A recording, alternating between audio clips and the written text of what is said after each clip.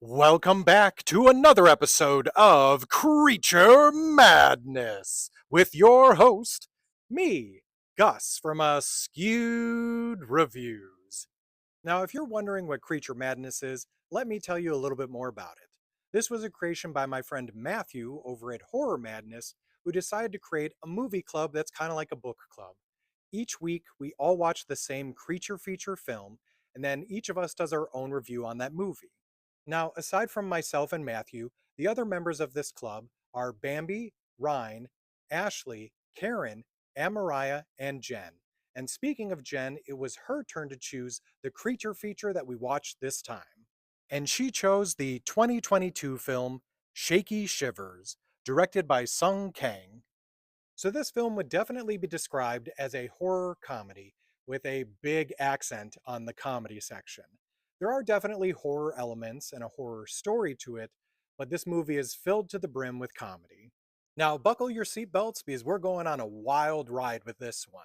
It has a very interesting story, and maybe this will be enough to convince you to watch it. So, in Shaky Shivers, we meet our two main characters of Lucy and Karen, who have been best friends, or at least for the most part best friends, since high school.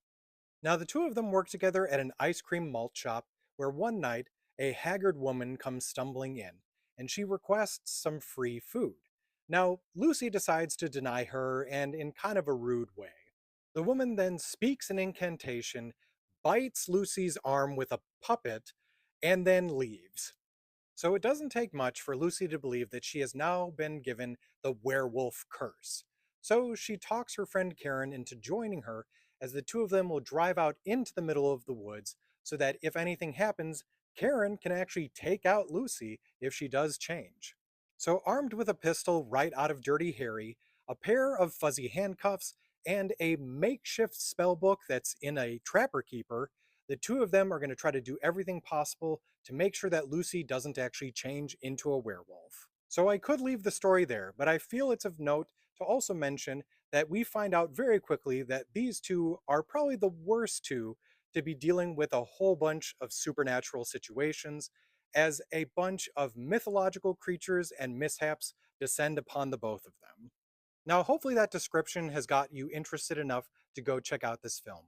But just in case it hasn't, a good way that I would explain the feel of this movie is if Yoga Hosers was a much better film.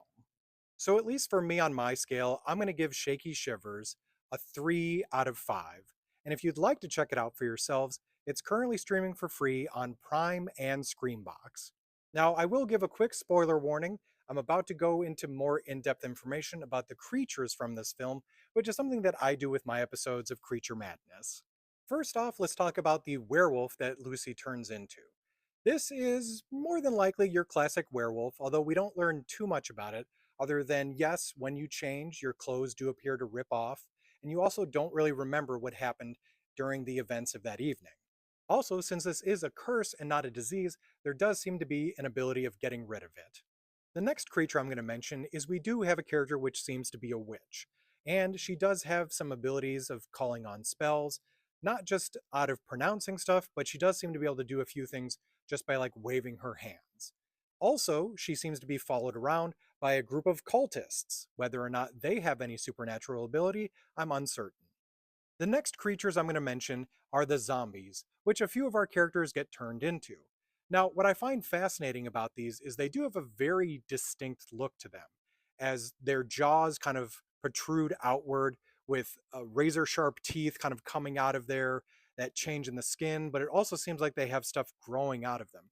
I don't know if this is some sort of specific in history or mythological version that they're using for this film that is like specifically about something, but it does make them distinct.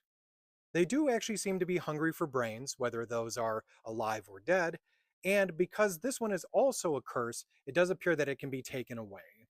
Finally, the last creature I'll mention is we do appear to have a cameo from Bigfoot. So I hope you enjoyed this episode of Creature Madness. And if you'd like to see what everyone else in the group did for their reviews on this film, just look up the hashtag Creature Madness.